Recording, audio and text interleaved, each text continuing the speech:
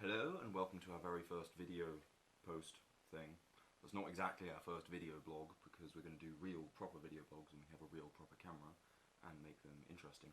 But this is just a playthrough of OSKA because almost no material exists on it whatsoever. So when researching it we found that there was no examples of play or anything really, and the rules on the back of the box are super obscure. So if you've read my post you've already read a breakdown of them, but we'll cover them again sort of briefly and just show you how the game is actually supposed to function. Because we played it wrong in two different formats before actually finding out how to play it right. So just a breakdown of the game.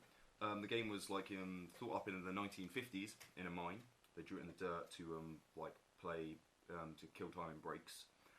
It was then actually published in 1995, which is the format you see before you.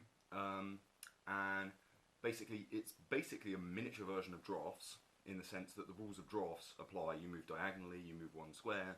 You take by jumping, but I mean the big problem with this, again as I state in my post, is there's more than one set of rules to drafts. But basically it's the English kind of standard rules to drafts that it's supposed to apply to, I think, or at least this is the conclusion we've come to. And the aim of the game is to get all of your remaining pieces to the other side. So if you lose all of your pieces except one, but that one's on the other side, you win. So it's not actually a question of quantities. All you have to do is get one across and lose all the others before the other person gets all of their pieces, or all of their remaining pieces across. So in some respects, sort of like chess, you know, with the idea of sacrifice, the game is actually about losing your pieces rather than managing to take as many of the other person's pieces. Anyway, we're going to play through, and yeah, so you can just see how the game functions. So white moves first, or at least that's the conclusion we came to, because that's kind of the standard. Again, on an original board, this one we bought from a charity shop for about a couple of quid, but the pieces would be red and blue, so I would work on the principle that the pieces that start on the white section would move first, rather than the actual colour of the pieces, because, I mean, who's to pick red or blue, which one's white or black? But anyway, I think it looks better like this anyway, the wood matches the wood, but here we go. So you move one square and you move in diagonals, and then your opponent does the same.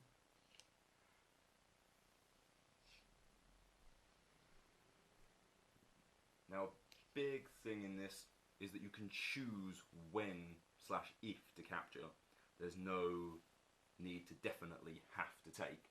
But in that case I want to take because now that piece is safe, that piece is to the back, and if I lose all of my other pieces, I've technically won if I lose them before she gets all of her pieces across.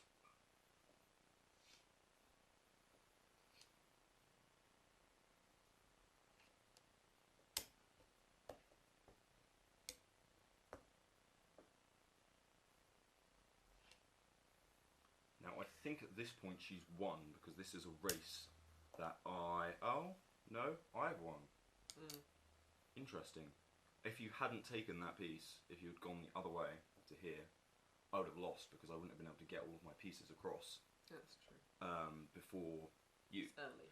But in this circumstances, I've won, as obviously both my pieces are on the other side and she still has one piece to get across.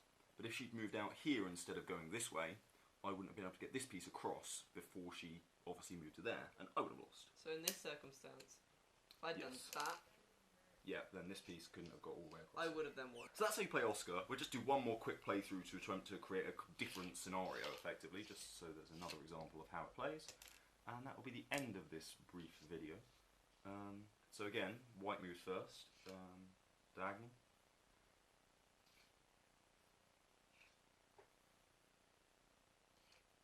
Now you're trying to beat me, remember?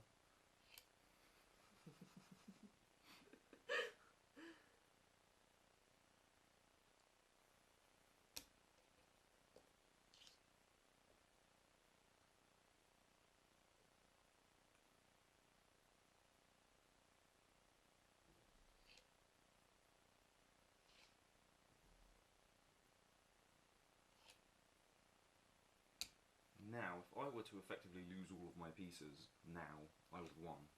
Now it would be a draw. Even though the rules don't state it, we came to the conclusion that if you both have an equal number of pieces on each side at the point that all other pieces are lost, it's a draw. If all other pieces are lost but someone has more than the other person's number of pieces on the other side, they win. These aren't actually stated in the official rules, these are just conclusions we've come to.